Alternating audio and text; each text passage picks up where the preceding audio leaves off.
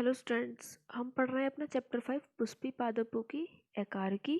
पुष्पी पादपों की एकार्की में हमने पढ़ा था कि हमारी पृथ्वी पर पाए जाने वाले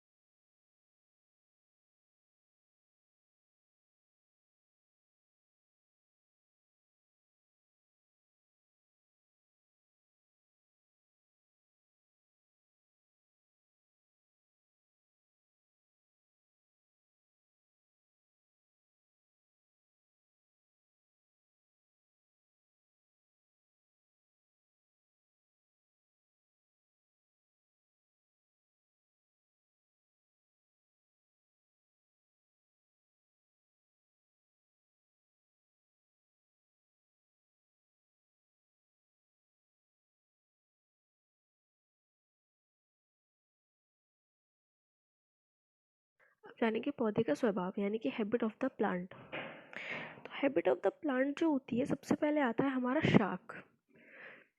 जो शाख होते हैं क्या होते हैं कि कोमल एवं हरे तने युक्त छोटे पौधे शाख कहलाते हैं। दिखते होंगे आपकी कोमल और हरे तने युक्त छोटे पौधे क्या होते हैं, ये शाख कहलाते हैं हमारे।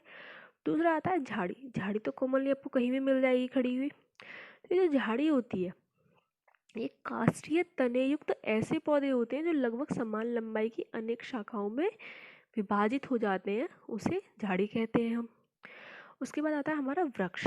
वृक्ष क्या होता है, वृक्षों में क्या होता है, मुख्य तना काष्ठीय एवं मोटा होता है। देखते हैं आप कि जितने भी तने होते हैं उनमें मुख्य जो तना है वो काफ़ी मोटा होगा, उसमें लकड़ी होगी बहुत ज़्यादा, जिसका यूज़ हम फर्नीचर बनाने में और भी ईंधन बनाने में बहुत सारे उसमें यूज़ करते हैं उसको। और शाखाएं कुछ ऊंचाई के पश्चात उत्पन्न होती है, यानी कि काफ़ी बड़े बड़े होते हैं साइज में। उसके बाद आते हैं एक वर्षीय पौधे। कुछ पौधे एक वर्षीय होते हैं, कुछ द्विवर्षीय, कुछ बहुवर्षीय। ये जो एक वर्षीय पौधे होते हैं, ये कौन से पौधे होते हैं, यानी कि जो पौधे अपना जीवन चक्र एक वृद्धि सत्र में पूरा कर लेते हैं, उसे एक वर्षीय पौधा कहते हैं। यानी कि जो बस खाली एक वृद्धि सत्र में अपना जीवन चक्र पूरा कर ले। दूसरे आते हैं द्विवर्षीय।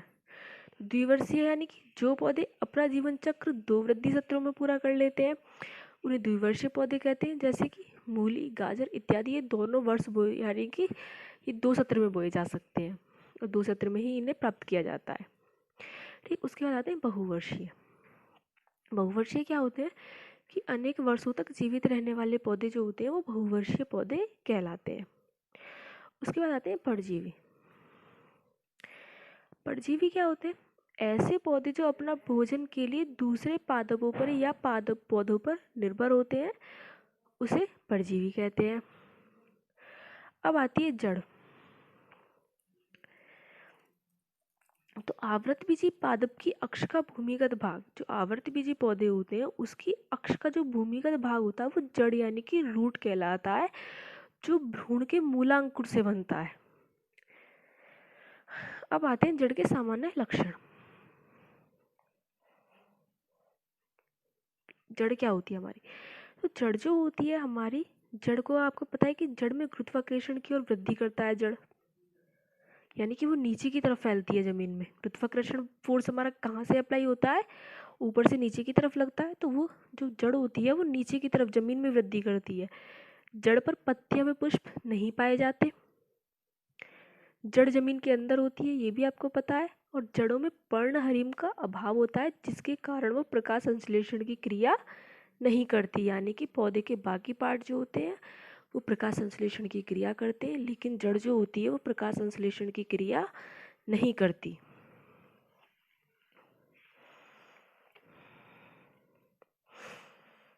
अब आते हैं सामान्य जड़ के विभिन्न भाग, कि हमारी जड़ें होती हैं वो कितने प्रकार की होती हैं और क्या क्या होती हैं। तो सामान्य जड़ें होती हैं, सबसे पहले आती है उसमें मूलगोप क्षेत्र, एक मूलगोप क्षेत्र होती है। दूसरी होती है विभज्योतक कोशिकाओं का क्षेत्र। तीसरी वृद्धि या कोशिका दीर्घाकरण क्षेत्र। चौथी परिपक्वन क्षेत्र। अब आते हैं जड़ों के प्रकार कि जड़ें जो होती हैं वो कितने प्रकार की होती हैं। ठीक, तो सबसे पहले आती है हमारी मूसला जड़। मूसला जड़ जो होती है इसका विकास मूलांकुर से होता है, यानी कि मूल अंकुर, जहाँ से बीज का अपना एक बीज में जो पत्तियाँ होती हैं जहाँ से निकलनी स्टार्ट होती है, जैसे तना निकलेगा, जैसे पत्तियाँ विकसित होंगी, वो होती है मूलांकुर, वहाँ से होती है मूसला जड़। दूसरी होती है अपस्थानिक जड़, यानी कि किसी भी भाग से जड़ में से जड़ निकलती रहती है, वो होती है अपस्थानिक जड़ें। ये जो अपस्थानिक जड़ें होती हैं इनके भी 3 प्रकार हैं, जकड़ा जड़, पर्णमूल और सतह अपस्थानी। तो इनके बारे में, जड़ों के डिटेल के बारे में हम अपने नेक्स्ट टॉपिक में पढ़ेंगे। उम्मीद करती हूँ कि आपको इतना समझ में आ गया होगा। अगर आपको कोई डाउट है तो आप मुझे कमेंट में लिख के बता दें कि आप मैम हमारा ये क्लियर नहीं हुआ, मैं आपका वो क्लियर करा दूँगी।